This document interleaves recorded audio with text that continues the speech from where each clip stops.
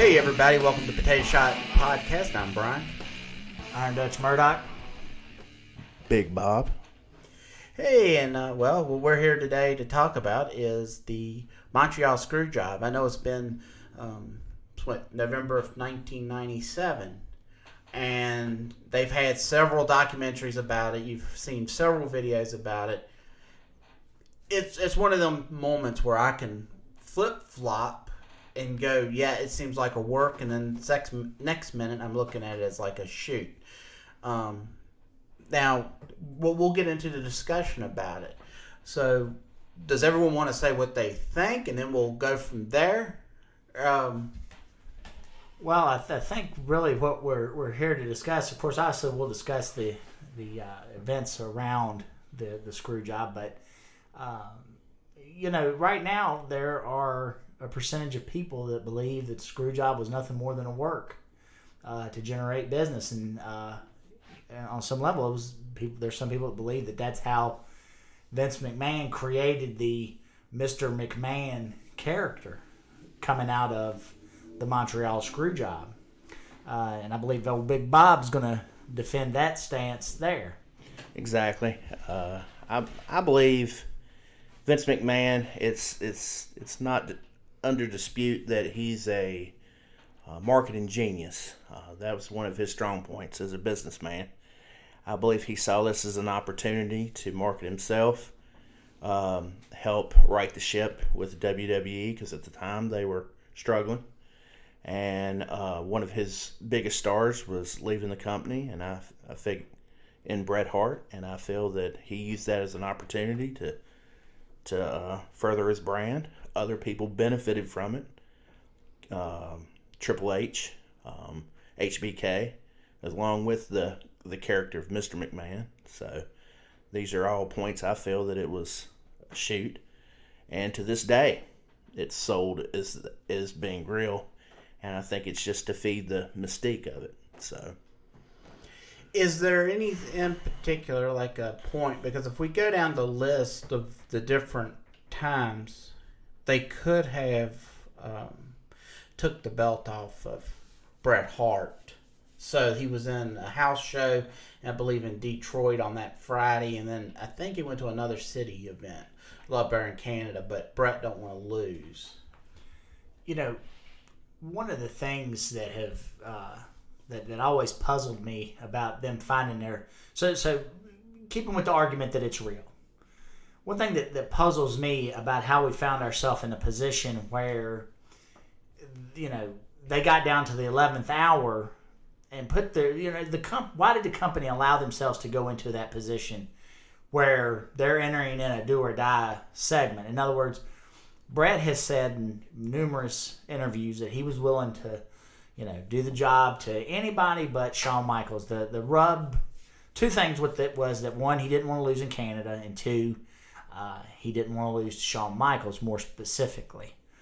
I think, him losing in Canada probably could have been, a deal could have been worked out with that probably. I mean, had he had the right person that he didn't mind doing the job to, that he had some mutual respect for, that he would have felt like he would have done his character justice. I don't understand, because there had to be a period where he gave a notice where they knew he would be leaving the company.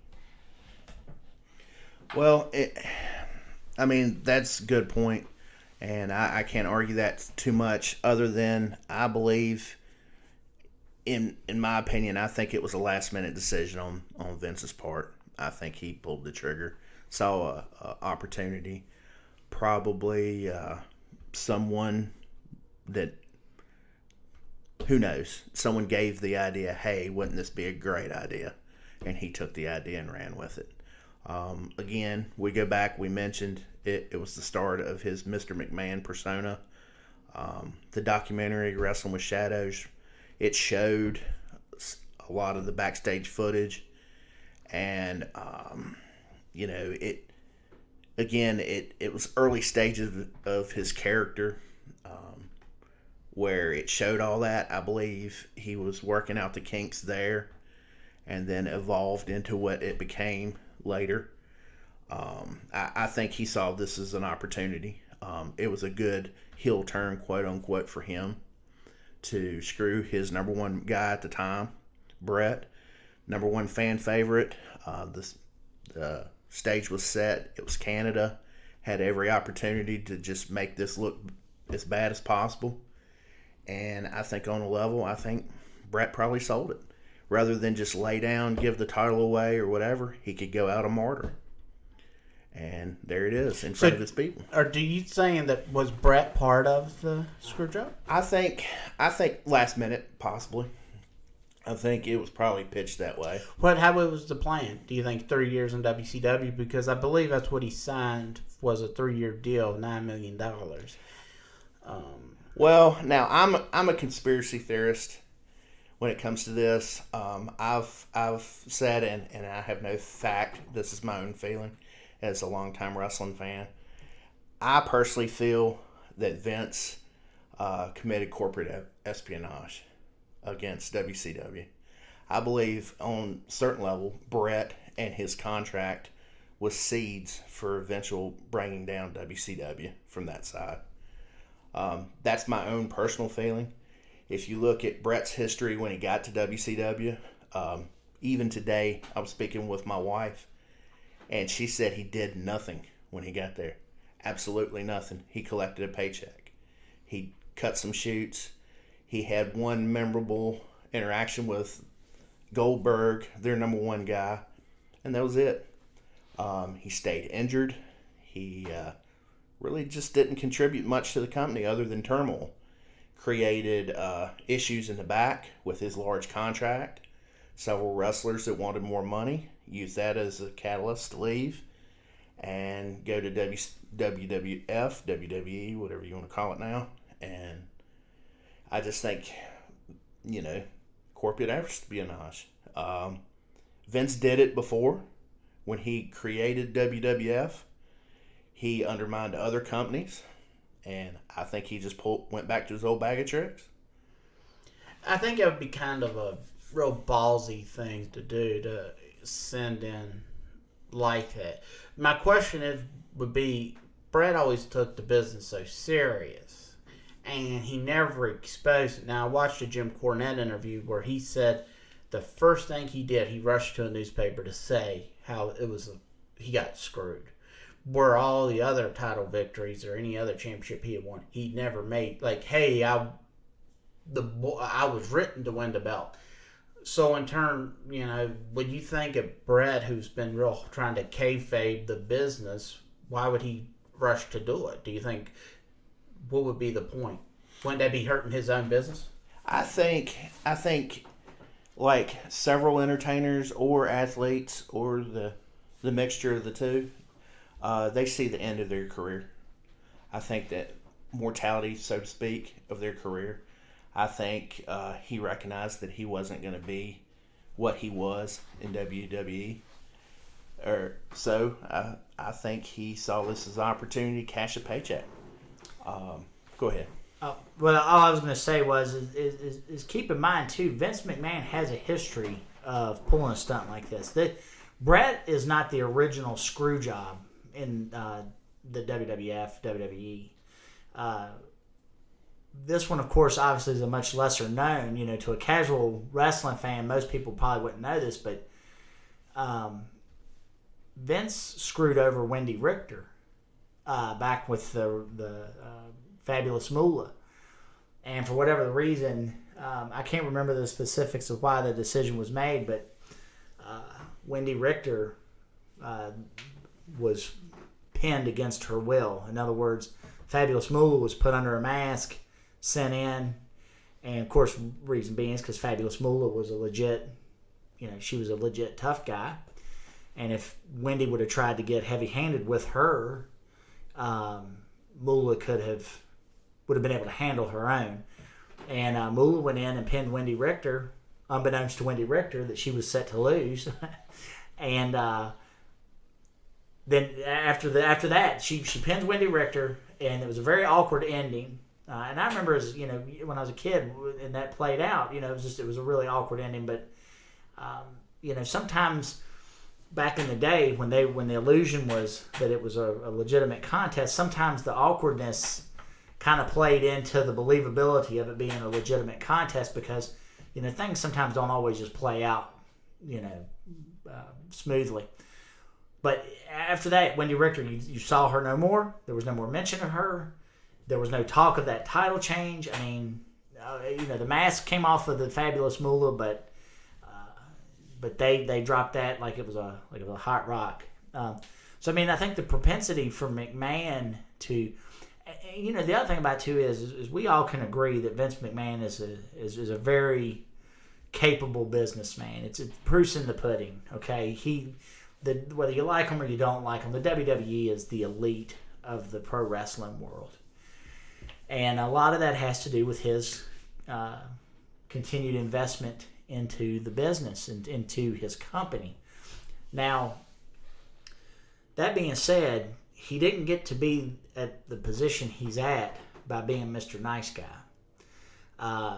There's many wrestlers, that for every wrestler like Ric Flair that'll talk about Vince McMahon and what a great guy he was and how much he did for him and his family and this, that, and the other. There's wrestlers out here that'll tell you right now, man, they wouldn't piss on Vince McMahon if he was on fire. How Greg Gagne and the Gagne family have anything to do with the McMahons. Obviously, Vince McMahon put Vern Gagne into the Hall of Fame, and I know Greg has had some type of a working relationship with him to a limited extent, but at the end of the day, when the territories were coming to an end, the AWA was the one that Vince McMahon bled dry. He built his dynasty on the backs of the hard work of the Gagne family and the characters that they had put in place. So your idea, the reason you believe it was a work, is the whole idea was to send Bret Hart to WCW to screw them over financially. I believe that was a huge part of it. I believe this gave Bret more identity as, say, a martyr. Mm-hmm. Bring him into the company, WCW.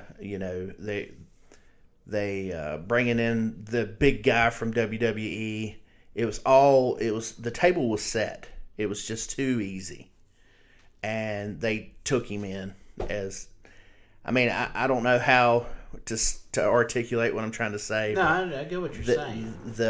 It was just too easy. It was too well done. He got too sizable of a contract, and for someone that's so private in the business, he was very open about large contract, receiving large money. And for someone, again, and mentioning Bret Hart, he being such an old school wrestler, why did he go so public with this? Why didn't he pull Wendy Richter? How much press did Wendy Richter get? Well, in fairness, when this happened to Bret, you're talking about the dawn of the internet, and there was more ways for Bret to get his message out. And at the time too, we were into the Monday Night Wars, and of course, the first thing WCW did when Bret came, because I obviously, from watching the documentary there, that there was a fisticuffs in the back between Bret and Vince McMahon when McMahon came into the dressing room. That's alleged. I know there's people that say that no, that in fact happened. But I think that because McMahon made it a point to go public and talk about Bret screwed Bret, and talked about once again McMahon exposing the business. Talked about how in the world of pro wrestling, it's expected. You're leaving. You look at the lights. You pass the belt to the next guy that's going to be here. And that's kind of the business etiquette of wrestling, and I think that everybody agrees with that. It didn't matter what talent came through the territories. When they got ready to set sail and head off wherever it was their next stop was going to be, if they were in a position where they had a title or something of that nature, they weren't allowed to leave champion and just I'm vacating the belt because I'm heading out. they had to drop it to the next guy that was coming through to defend it. So Scott Hall, the interesting thing about it is, I don't know if you've watched the Dark Side of the Ring documentary talking about this, but Scott Hall agrees with you that he believes it's a work. And they actually, in that documentary, actually have Scott Hall there watching the match itself, and he starts pointing out in the match what he believes shows that it was a work, that Bret was in on the fact that he was going to be, or it was going to end the way it ended, because he talked about the fact that Bret had a very flat effect, that he, for somebody that just got screwed to the level he did, Bret didn't. There wasn't a huge amount of anger being displayed on his part, but that was another point that I noticed. For somebody to really get into it, he was just stone-faced throughout. Yes, he showed a bit of anger, but it was the manufactured anger that wrestlers show when they have heat against their opponent. It wasn't legit anger. So all right, so let's talk about that for a minute, because obviously none of the three of us have ever been in a position where we've had somebody flip the tables on us like that. Okay, so I think it would be fair to say that given the circumstances, none of us have really been put in a position like, I don't know how I would react to something like of that magnitude happening to me. I might be there and be kind of dumbfounded and it be kind of taking a second, because there was a couple of things there that I think kind of gave Bret some vote of confidence that if something was going to go sideways, he at least had allies out there like Earl Hebner he thought was on his side. Be it here or there, though, do you feel, though, that had it been legit, that a more appropriate reaction from Bret would have been to physically go after Vince McMahon? Because Vince McMahon was ringside when it happened. That's possible. Like you said, you don't know what you do when you're in a situation like that. You'd like to think you'd react a certain way. With that said, I believe if it was a legitimate, I would like to think the man just get out of the ring. There was a lot of quote unquote showboating after the fact, just kind of walking around the ring for, I don't know, your usual pop from the crowd, that kind of thing. If you feel like you've just got worked and you weren't in on it, why wouldn't you roll out of the ring and just walk out? Why continue to, I don't know, stoke the fans? He did several passes in the ring from my memory. It's been a while since I saw the documentary, but did several passes in the ring, crowd booing. If I remember, was it there debris maybe even thrown? Maybe some cups, that kind of stuff. If the crowd was getting involved in that nature, they were getting involved on his behalf. Right, exactly. Well, what I'm saying is him staying in there kind of justified that reaction with the crowd. In other words, maybe getting a pop or a negative pop. And then the fact that he publicly spit over the ropes at Vince McMahon. Why would Vince even be down there?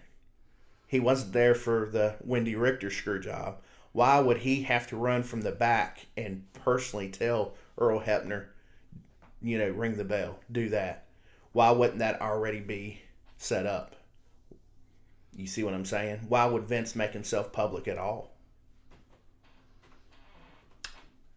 So, I don't know, but the thing is, I just don't know if Bret would have, because really the only person, if you watch the Dark Side of the Ring documentary, Earl Hebner's been the only one that really got affected by that. If you listen to the way he talks, the way he got hurt, and that, even though he still had a long career because he went to TNA and things of that nature, but I think it really affected his career more than anybody. And I don't believe that Vince McMahon could have envisioned the Mr. McMahon, honestly, because he didn't envision, after Austin 316, he didn't understand why the fans were holding Austin 316 signs and why it should be on the cover of WrestleMania, of was it Monday Night Raw's magazine or whichever WWE magazine, whatever it was that Vince Russo was doing. He didn't understand it. So I just can't imagine that he had. McMahon's a great promoter. I'm not taking anything away from him, but a lot of his stuff did come from outside. If either he got characters from Calgary with Bret Hart, or he went to AWA and he got Hulkamania. There's a lot of stuff. But now, granted, there's a lot of people that he did create too. So I don't want to make it sound like that, but I just don't know if he had the foresight to see that. I don't even know if the writers, who would have been, I guess, Vince Russo over time, Bruce Pritchard, and so forth. The interesting thing about it is, too, I think that, and again, this is keeping with the argument is real here. I remember when that happened, that didn't just affect, WWE. That affected, you end up in, WCW was talking about it. You know what I'm saying? The wrestlers in there. And, there were several guys that tried to leave WWE at that time because they felt like, well, man, that's your number one guy. If you're going to do that to him, how are you going to treat me? And I'm not anywhere near the level he is on the pecking order here. I remember that all, that if I went back in time and talked to myself in the 97, 98 time period when that happened, and I was to ask myself, hey, listen, one of these two companies is getting ready to go away here in the next, few years. Which one's it going to be? I would have hands down told you it's going to be WWE, because Vince McMahon just screwed Bret Hart. He didn't have, other than Shawn Michaels, let's be honest here. Austin 316 had not come to, he was not the rattlesnake yet. He hadn't gotten to that point. The Rock had not become The Rock yet, DX wasn't a thing. I guess DX was a thing, wasn't he? Yeah. Yeah, they were, because they were responding to the NWO. DX. Yeah. But the point I'm making is they did not have the star power. It forced McMahon's hand to create an environment for that. And then I think, too, in my personal opinion, I think McMahon, actually this was one of the few times that you can see where a promoter actually listened to the fans. Because let's be honest, and not just WWE, how many times has there been a promotion that has forced something down the fans' throats? WWE now does it on a regular, because their opinion is that there ain't nothing else for you to watch except for us, so you're going to watch what I want you to watch, or you're just not going to watch. Well, that's been Vince's MO for years. He forced Hulkamania. Then after that, Bret and Shawn Michaels. There was that gap between Hulkamania and, let's say, Stone Cold, where you were kind of forced to accept Bret and Shawn as the top guys. Now, they're legendary performers, there's no doubt. But let's just say they weren't given the limelight when Hulk Hogan was around. But for what it's worth, when it comes to Hulkamania, Hogan, when he came out there, he didn't have to be forced down your throat. That's he true. was cheered. He had the it factor. Being forced down your throat reminds me of, and the bad thing is John Cena or Roman Reigns, and these are both great performers. So that's the one thing that I think you really should do, is that's forcing down your throat. I agree with that. I believe, to your point, I believe John Cena was an attempt to try to recreate some Hulkamania, some of The Rock. Same thing with Roman Reigns. I think he sees guys that look good on paper, and then he goes that route. To that point, what you said earlier, I feel like Vince is a visionary. Yes, he did poach talent from outside agencies, but I think a lot of his success is the fact that he's a visionary and sees things other people don't see. I would agree with that. One of the things that Vince McMahon has always said is the reason that his company succeeded where others failed is because he said when he made money, he reinvested his money into the company. You think about it seriously, though. McMahon got on the wagon with offering the entrance music because it became very apparent to him that there was a market. People wanted to buy the entrance music that these guys were coming out to. WCW never got that. They never got it. The one time that I remember they put music out for you to purchase, it was one of the biggest pieces of crap ever. Nobody's ever put out Goldberg's entrance music, to my knowledge, ever. I've never seen where you could own Goldberg's entrance music. Which WCW album was a piece of crap? Slam Jam or the Mayhem? Obviously, the one that has "Don't Step to Ron" is considered a cult classic, but the Mayhem one, back when. But yeah, I mean, for them to have the kind of deep pockets they had and the access to stuff that they had, man, they totally missed the ball with that. But I believe they suffered from too many Chiefs, not enough Indians. Vince being the driving force, and his sole purpose was WWE, WWF. Even though he had less money to work with, I think he had more of an advantage because he had singular interests. Where Time Warner, they had to approve everything. It was bureaucracy. I think a lot of what WCW suffered from was half efforts. So now here's an interesting little thing here. We're talking about the Bret job and whether the Montreal screw job was legit or was it staged or work. But let me ask you guys this, keeping in that same vein, because right off of the heels of that, Bret shows up in WCW, and of course I will say this: I don't believe Bret was business espionage. If anything, WCW was its own worst enemy. They were beginning to unravel because, like you said, where Vince was the final say on everything. WCW had a lot of guys with their hands in the pot that had no business doing anything. They had some of the people they had booking probably shouldn't have been booking. But one of the biggest missteps that WCW did, and this is really on their march to the end, they spent how long? A year grooming Sting in the crow gimmick. Mm-hmm. Sting, where all he did was stand in the rafters. He might drop in every other show or maybe every 5 shows or something like that. But by and large, all he did was stand in the rafters. And this guy, they were selling T-shirts for him like hotcakes. And he wasn't even wrestling, okay? And the big setup that was coming was Sting versus the NWO Hulk Hogan, okay? Because, Hulk Hogan's big turn, now that was huge. Yep. Okay, that sent shockwaves through, and that was one of the best things Hogan ever did in his career.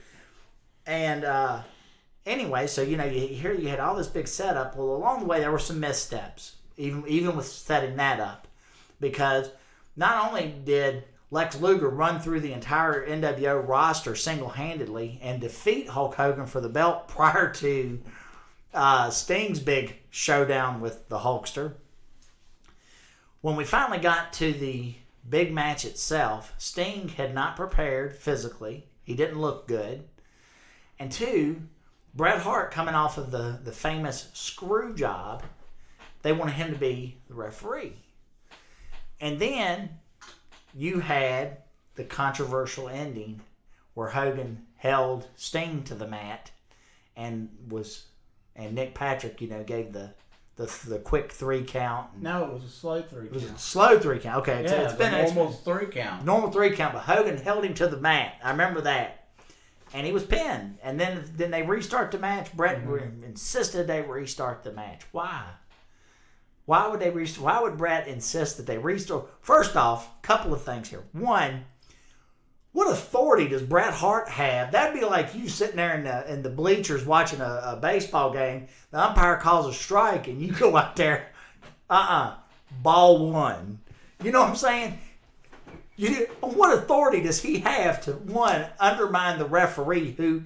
Now keep in mind, man, let's put it into the whole wrestling is real mindset here, because you're selling me a product here, and the referee's supposed to be the one officiating the match.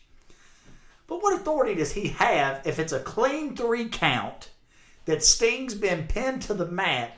Why are we restarting the match? And what authority do you have to restart it? Okay. Now, let me just point out, maybe the referee saw the footage and saw the black eye, and he didn't want one too, so he went and restarted that match. So you're making an argument Bret come out there and bullied him. So now now you got collusion. Yeah. But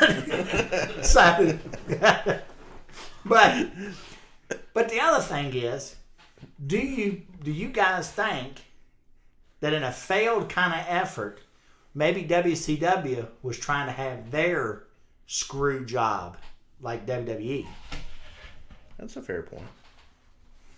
No, they were not trying to do a screw job because that was piss poor booking.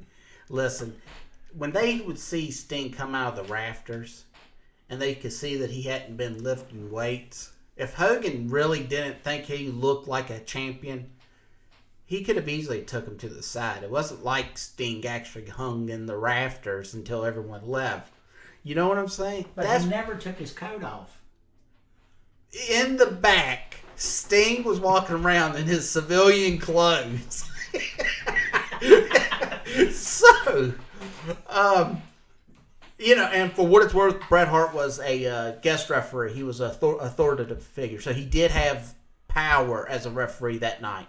I do remember. That's why he was able to stop the match or restart. Okay, but I still defer to what was the judgment to other than Bret knew that Sting was supposed to win that match, and he just watched him get held to the mat and goes, "What the hell am I watching here? Restart the match." Yeah.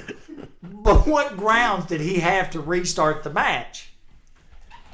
He just didn't know how to ad-lib, and I think that's improv, man. Once again, Bret got screwed because he come off looking like the dumbass at the end of that one. I can't argue with that. All right, yeah, so we're at 32-minute mark. We're going to have Bob stay over for our next show. And what I want to do is I want to cut this one because I think we've hit the point because Bret's coming off looking stupid. Now we're going to just start talking about Bret being stupid. So we'll talk about something else. But I guess usually Aaron Dutch will usually ask a question. And I was sitting here thinking about it, and I was just wondering from Big Bob, if you could take one wrestling move, you can take Pity City from Brian Knobbs or Rikishi sits on your face. Which one would it be? I'm not familiar with Pity City. Can you walk me through what that entails? Can you pull Pity City up on YouTube? Yeah, if y'all can just keep talking. So I think neither option is one that I would say is I would feel good about voting for.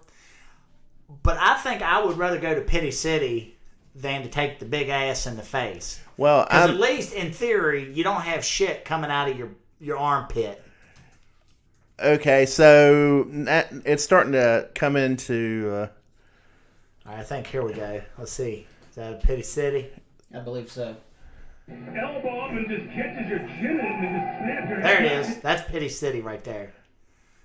I would go with Pity City. No cellulite to the face. So, yeah. All right. So Bob will go to Pity City. All right. So I guess we figured out. I still think it was shoot. I don't think Bret knew what was going to happen. Aaron Dutch. I still feel like it was a shoot. I do feel like that I think egos got involved, and I think that it was essentially a show of force on the McMahon part to show that this is my company, it's my belt, it's my way. And I think that the reaction that Bret gave in the ring is the reaction. Bret has never been a very animated guy anyways. And I also think that to me, the telltale sign that makes it that it was in fact legit was that there was bad blood between Bret and the McMahon family for many years. And it wasn't until, they got set to make a, why Bret, why, or whatever they were going to, pretty much bash him on their video. Which that's a whole nother conversation, especially when you start talking about their Ultimate Warrior video. But anyways, but I do feel like that there was legitimate heat there. But that being said, while I will hang my hat on the it was real side, we are talking about pro wrestling and we're talking about pro wrestlers, and these guys blur the line every day. Well, with that said, I'm still convinced that it was a work. I feel like if just the match itself was presented to the public, I could see the argument, but the footage and reactions after the fact between Vince, after the supposed fight, there is a catalog of videos where Stone Cold had worked Mr. McMahon over, and it was a mirror of the reaction, the punch to his face as he stumbled out of the locker room. If you received a black eye, I feel strongly he would have had a different reaction. And then Triple H and Shawn Michaels, poor selling of it with Shawn's wife when she confronted him. It just looked like a bad DX interview. I feel like there's so much more that I can point out, but again, I can also see that as well. So the argument goes both ways, but I'm still on the side that it was a work. So you can't argue with Scott Hall anyway. No, cannot argue with the bad guy. All right, so everyone's good? You're good? I'm good. All right, so until next time, I'm Brian, Iron Dutch Murdoch, Big Bob. and we will see you next time. Thanks for listening to the Potato Shop Podcast. You can listen to us on Podbean, SoundCloud, and all the other places you get your podcasts. You can follow us on Facebook and Twitter at Potato Shop PC. We're on YouTube also, Potato Shop PC. So please click the subscribe and notification bell so you will always see whenever we upload a new video. And until next time, goodbye.